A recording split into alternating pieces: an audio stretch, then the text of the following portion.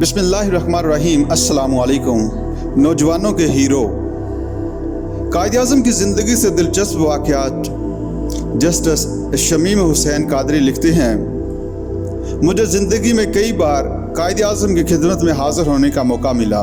पंजाब में मुस्लिम लीग की तहरीक चल रही थी और यहाँ के हालात बड़े मखदूश थे।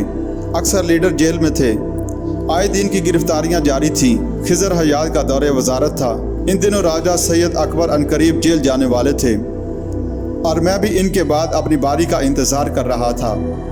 हमारे पास फंड्स भी ख़त्म हो चुके थे। कराची में मुस्लिम लीग कॉन्फ्रेंस हो रही थी और कायद-ए-आज़म भी इसी कॉन्फ्रेंस में थे। राजा हुसैन हिदायतुल्लाह सिंध के चीफ मिनिस्टर थे। हुसैन शहीद सोहरावर्दी भी बंगाल से आए हुए थे जो वहाँ चीफ मिनिस्टर थे। ये फैसला हुआ कि उनसे पैसे मांगे जाएं। मेरे पास एक ख़त था जिसके मुताल्लिक मुझे याद नहीं कि ये ख़त बेगम शाहनवाज का था या नवाब ममदूद मरहूम का। ये ख़त हुसैन शहीद सोहरावर्दी के नाम था। कायद-ए-आज़म सिंध गवर्नमेंट हाउस यानी मौजूदा गेस्ट हाउस में ठहरे हुए थे और नाश्ते की मेज़ पर बैठ चुके थे। जब मैं उनके पास पहुंचा, उन्होंने कहा, पैसे हमारे पास नहीं हैं। पंजाब को अपनी लड़ाई खुद लड़नी चाहिए। तुम लोग कोशिश करो और हिम्मत से काम लो। मैंने सब हालात अर्ज़ किए। उन्होंने गौर से मेरी बात सुनी, फिर बड़ी शफ़क़त से कहने लगे, अच्छा, तुम्हारे मिशन के लिए कोशिश करते हैं, कुछ ना कुछ तो हो ही जाएगा। फिर मेरी मुलाकात हुसैन शहीद सोहरावर्दी मरहूम और राजा गुलाम हुसैन हिदायतुल्लाह से करवाई। इन लोगों ने मदद का वादा फरमाया। क़याम पाकिस्तान के बाद लाहौर के वॉलंटियर होटल में कायद-ए-आज़म से मेरी दूसरी मुलाकात हुई। कायद के एजाज़ में एक इस्तकबालिया था।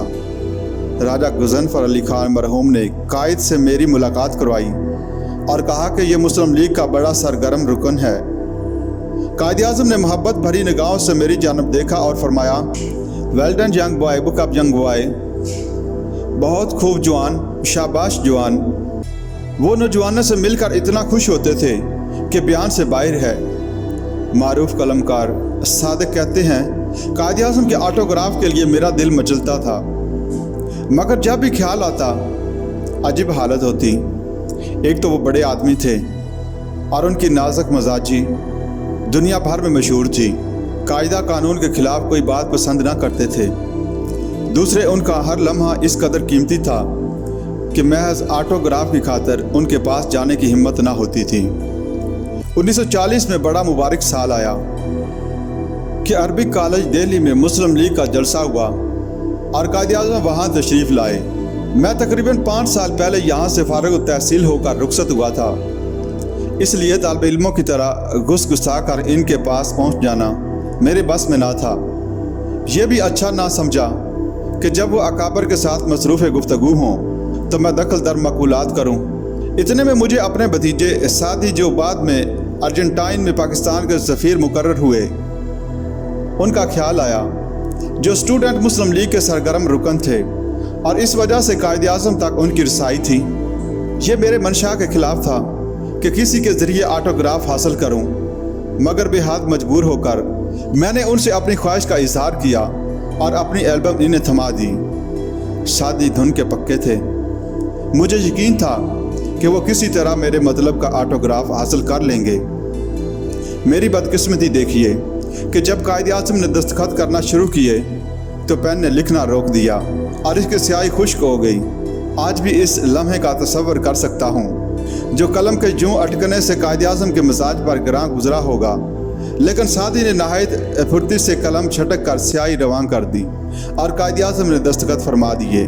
मैं समझता हूँ कि पेन की रुकावट ने इनकी तबीयत में नागवारी पैदा कर दी, जिसकी बिना पर कायद-ए-आज़म ने सिर्फ अंग्रेज़ी में दस्तखत किए और तारीख ना लिखी।